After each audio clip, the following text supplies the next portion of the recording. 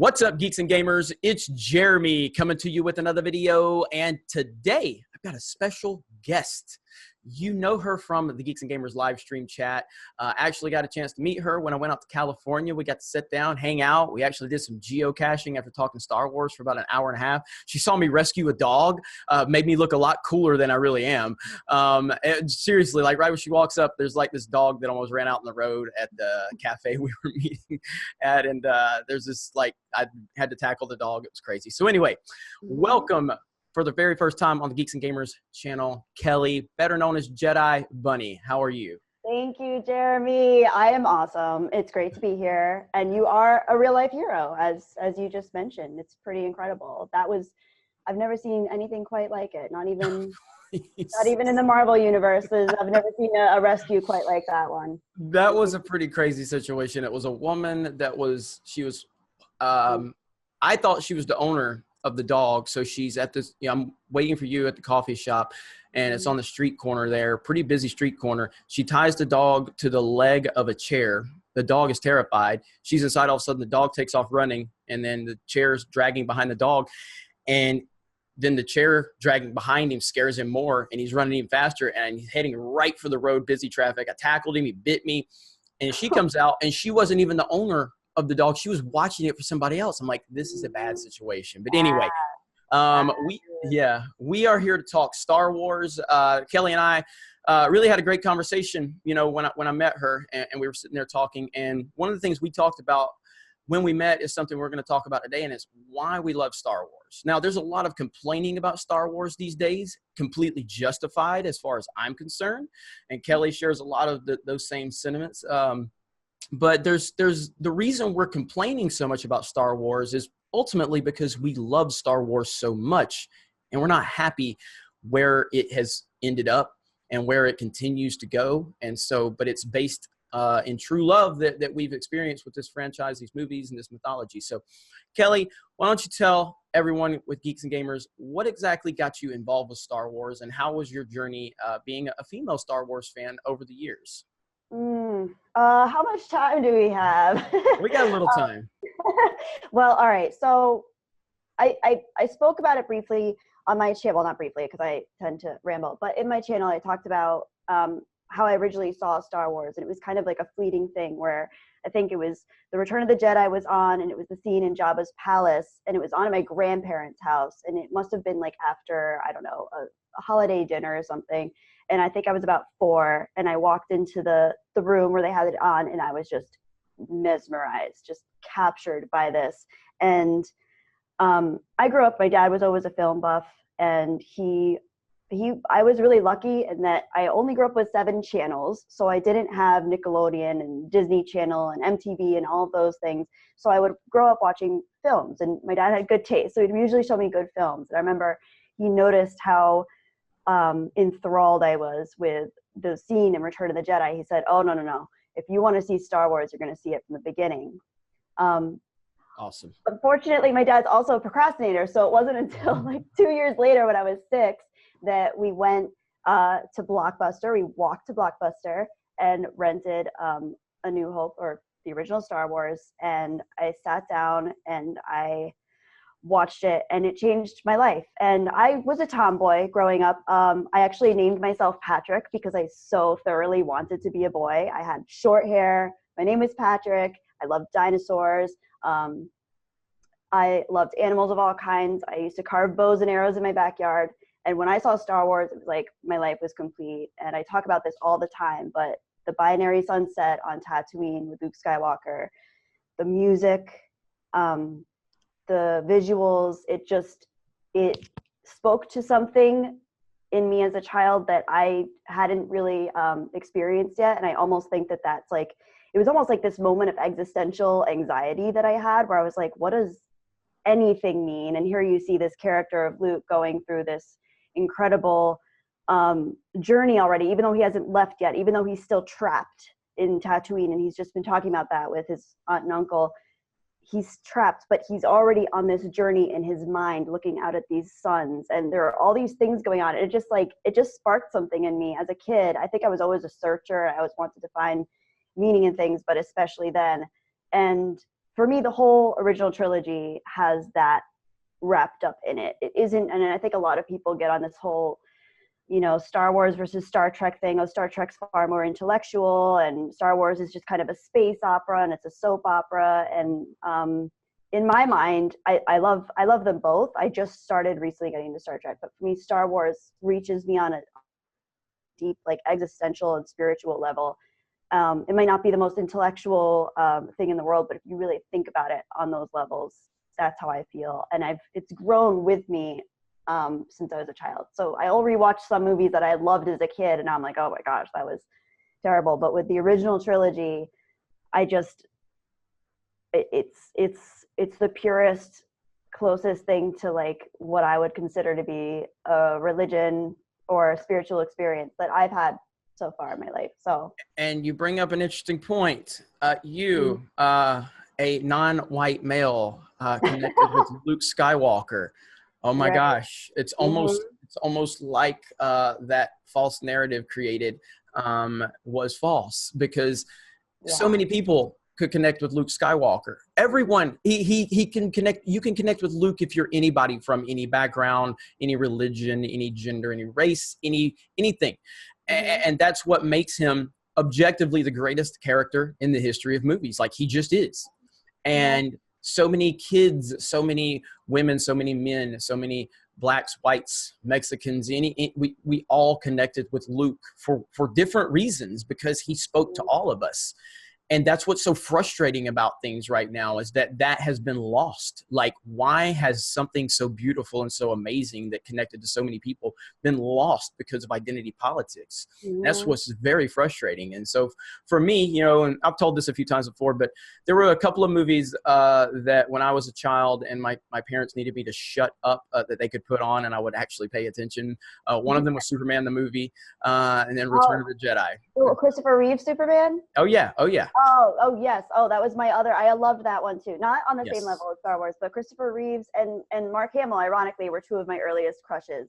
I didn't know that. We didn't talk about Superman. It wasn't just a crush. It was like I wanted to also, like, be like them. So it was because as I said, I was a tomboy. So it was like I did relate to them and, like, that hero and the hero's journey. And then also, like, obviously, I think when you're a girl and it's a guy, there's like that interconnected kind of thing where it's like, I want to be like that. I want to live that way.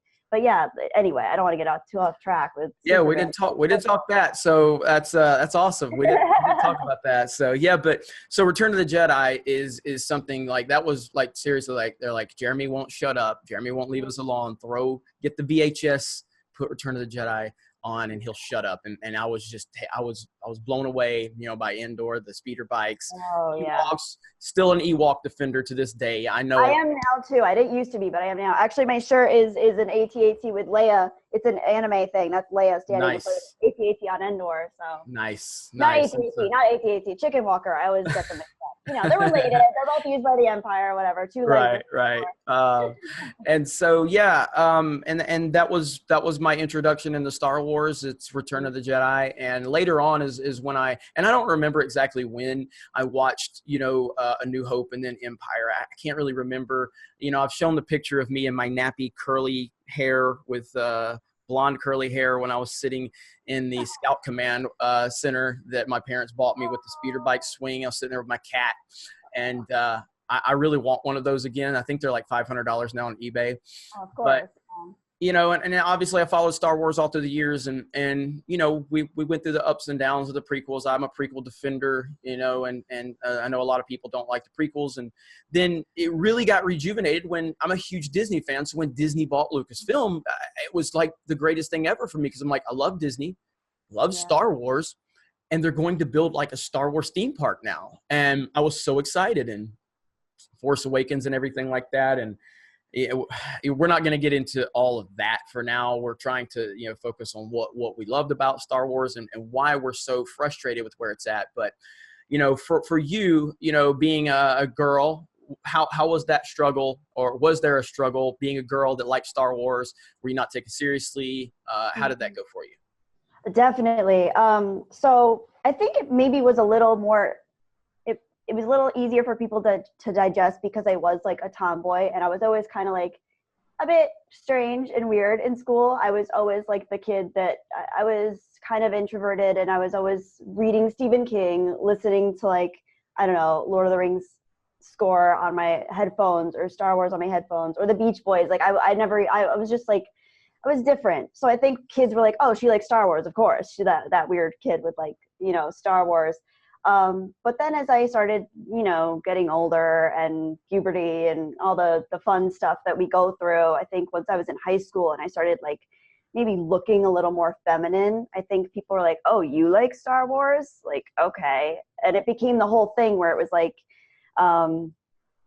where it was almost like, oh yeah, okay, sure, you like Star Wars. But then of course, once I start talking about it, people are like, oh wow, you really, really like Star Wars, like love Star Wars obsessively. And I consider it a part of who I am. And I think I always have since I also love like Jurassic Park, but there's something about Star Wars that like on a philosophical level, on an existential level, just I connect to. And I've always been very defensive of it in a lot of ways.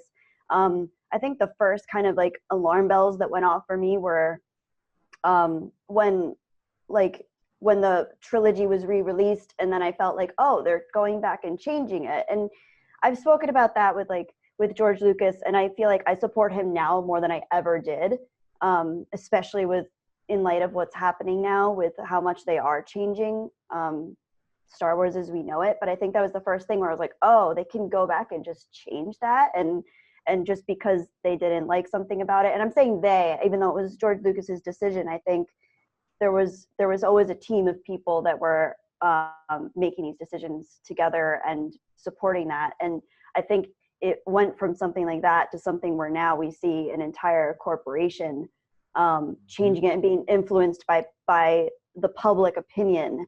And they say, oh, we're not gonna bend to fans' opinions and fans' dislikes, and yet they're allowing the message and the core of what we love to be tarnished by public opinion, which is kind of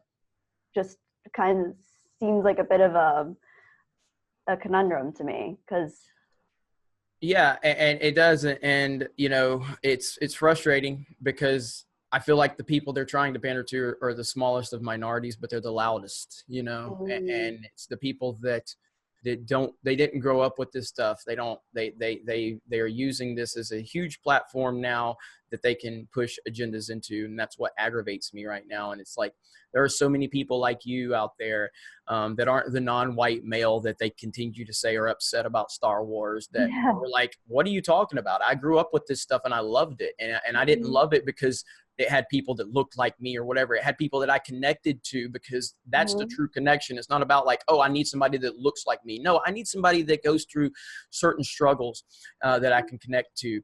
And Luke Skywalker is pretty much the most universal character for that. Like everyone can connect to this character. And it was like, I remember when I heard the name Luke Skywalker when I was a kid, it was just like, it was something bigger than life, you know, like Luke Skywalker, you know? Yeah. Yeah. And the one thing that's cool about, like, I know a lot of people didn't like Battlefront 2015, and I don't know if you played Battlefront 2015, but people can complain about it all they want. But me, as a grown man at this point, when I would play as Luke Skywalker in multiplayer, it's one of the greatest things ever, because when you're Luke and you're running around and you have that lightsaber and you can just destroy people with the Force and you're fighting in this battle, it's one of the coolest feelings ever. And that kind of took me back to me being a kid when I would hear the name Luke Skywalker. It's just, it was bigger than life. Yeah. Something bigger than anything. But at the same time, he's just a regular farm boy that you can connect with, you know, and that's the beauty of Luke Skywalker. And so it's just, I want to go off on a rant about, you know, Last Jedi and all that, but we're going to stay away from that one for this one. Yeah. But, you know, and what you were talking about earlier about being a girl and everything. And look, I mean, I think that there's just a perception, whether it's right or wrong, about girls being into Star Wars. And I think a lot of that is because there's so many fake girls out there that love to just buy the Star Wars shirt, wear white, you know, talk about how much they love Star Wars. Cause like, even before I met you, you know, I was just like, you know, is she really into it? Cause I've heard you, you know, we talked, I sat down with you and I'm like, wow, she really knows her stuff, you know? And I told you this point blank, you know, in person. I was like, you really know your stuff. And so It's going to take, more, girls, females like yourself and Anna, Jesse, Viv, that are just willing to just say, like, we know our Star Wars. We're not here to try to get, views because of our looks or whatever. We just want to talk Star Wars just like you, just like everybody else. And we want to let people know that we're not happy with what's going on because we love this thing so much, and that's the exact conversation you and I had sitting there in California. And I got to say, the area in California we were at was gorgeous. Like, God, so it was really cool. Beautiful. So, it's very nice. Yeah. So moving forward, we love Star Wars because of the nostalgia it brings to us, our childhood, the bigger than life aspects of it. And we have different reasons why we love Star Wars at the same time. But how are you feeling moving forward? We don't want to get into too many details of everything, but like generally just, do you have faith moving forward that that Disney can get this thing back on track? Or should we just continue to hold on to the past because that's all we have? What are your thoughts? It's a complicated feeling because on one hand, I do want to hold on to the nostalgia that I have, and not let my love of Star Wars be tainted by what's going on.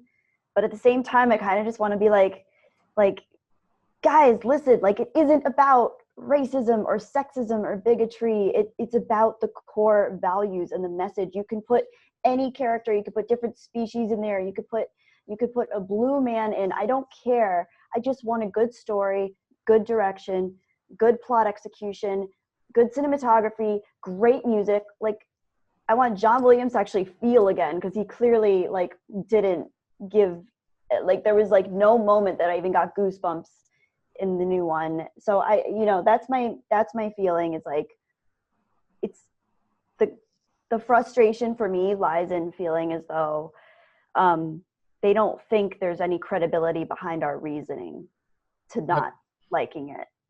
They're not giving us any credibility because they're immediately writing us off as, well, if you didn't like it, you must just be A, B, C, or D.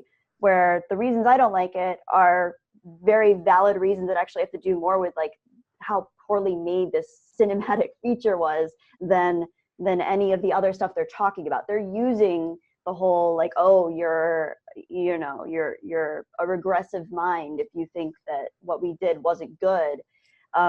They're using that to just shut down our argument instead of actually looking at, well, wait, maybe this wasn't a well-made film. But the craziest thing to me is that it's getting awards, and that Kennedy's got an award, or supposedly, I don't even know. I haven't even been keeping in touch, honestly, with the news, because I just got to a point where I was so emotionally invested, to the point where I was actually feeling hurt by everything, which is, kind of ridiculous at the end of the day, because it's just a movie. But to me, Star Wars is more than that. And a lot of people think that that's cringy to even say, but to me, Star Wars is if I can connect with someone on Star Wars, I will find ways to insert Star Wars into conversations, because to me it says a lot about the person, about who they are, and if they have at least a similar value system to me. Because Star Wars is not just about wars in space. It's about it has so much depth and so much meaning and so much subtext, and it's heavy with really important values. And I use this comparison all the time between Star Trek and Star Wars, is if you really want to look at Star Wars from an intelligent point of view, it's Star Trek is the last frontier. They're exploring space, they're learning how to deal with different star systems and different cultures and different species, and learning to all grow together, and also dealing with adversity at the same time. Whereas Star Wars, they're already past all that. They've spread out through the entire galaxy and beyond. Everything has been colonized. They're completely aware of what other species are.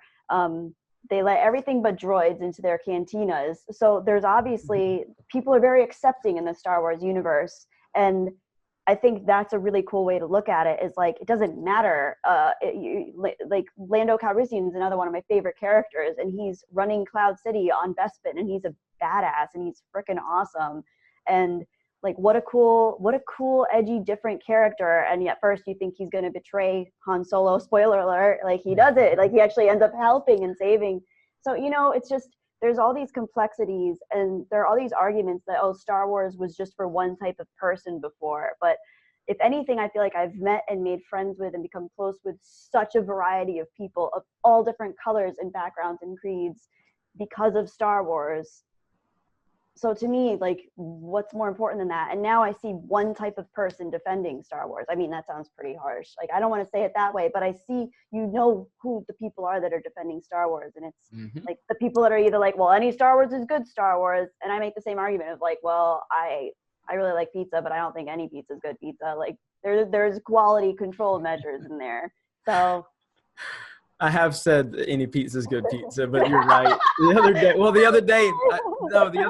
other day, I decided I was gonna go get Wendy's, and I was like, I just want a slice of pizza. I'm gonna go to the mall and get Sbarro, and it was terrible, and I felt horrible. Yes, because I thought Sbarro was pretty good. I typically do like it, but like I guess it had been sitting there for a couple of hours, and I even saw the piece, and I'm like, I'm not the type that I like to complain at a food joint because I'm like, I don't want to spit on my food, So I was like, I'm gonna take one for the team. This is gonna be fine. He puts it in the oven, and I was like, they're gonna heat it up, and I'm sitting there. I was like, this is awful. This is terrible. This was a bad decision. It's kind of like in Step Brothers. Why would you let us do that? Like it was a bad decision. But but that's a great answer though. I mean, because you're right. The people that generally, now again, I know for a fact. Just because I want to point this out. I know lifelong Star Wars fans that do like The Last Jedi. I don't know many of them, but I know a few. But the majority of people that are defending these movies are the same people that are kind of become the NPC memes, the ones that are just repeating exactly, you're a racist, you're a sexist, you're a misogynist, you're a fascist because you hated Star Wars or the new Star Wars movies. Is like, can we have a discussion with substance? Can we talk about things? No, you're just a racist. I don't have these conversations with those types of people. It's like, okay, people saying, that people like me have a problem with strong female characters, and that's why we don't like Star Wars. It's like you're not paying attention. You don't want to have a discussion. You just want to throw these words out there that you've been programmed to repeat over and over again.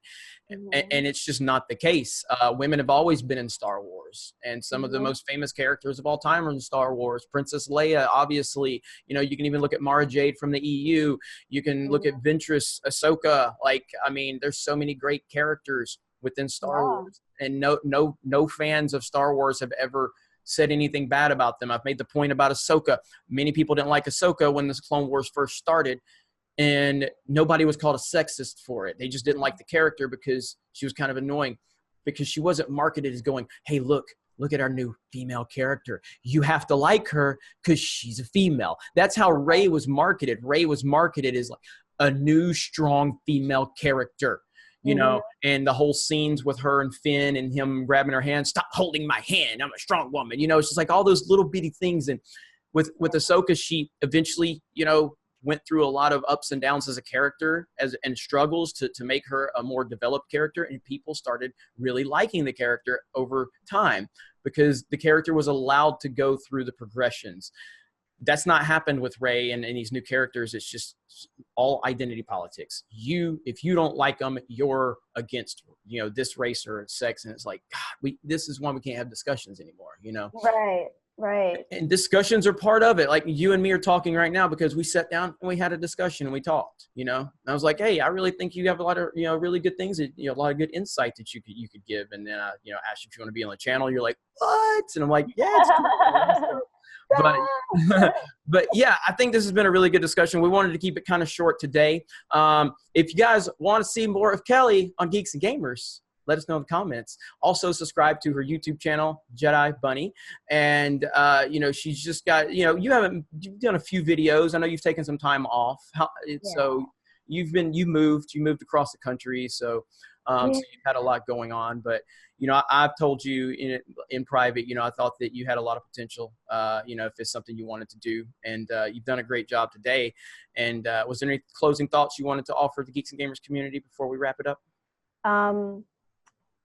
You guys are awesome. Everything you guys are doing is awesome. I love everybody that I've seen on Geeks and Gamers, and I've also, like, when I watch, I'm almost always like on the live chats talking with people that are in there, and it's an awesome community because we all get it, and we need to stay strong. We need to keep doing what we're doing for the right reasons, and I think the best way to move forward is to continue coming from a place of how we love Star Wars in its deepest form, and not to get sidetracked by all of these like crazy like just arguments against us, trying to shut us down. I think we need to come from a place of understanding, of depth, of trying to kind of like, you know, the pen is mightier than the sword. Try to come from a place of understanding others, understanding why people are coming from that place, and trying to acknowledge that I don't think these people are bad, evil people for trying to change the Star Wars universe. I just think they're misled